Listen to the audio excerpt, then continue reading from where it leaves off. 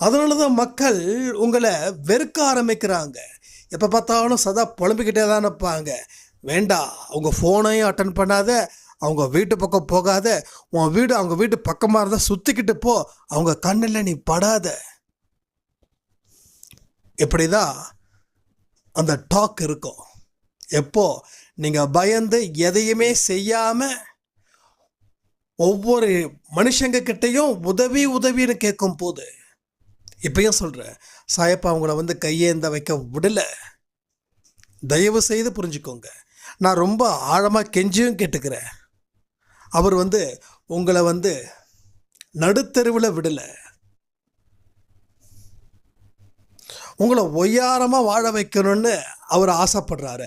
அவருடைய பர்பஸ் என்னன்றது தெரியாமலே நம்ம புலம்பக்கூடாது. எல்லாரையும் குறை சொல்கிற மாதிரி கடவுளை குறை சொன்னால்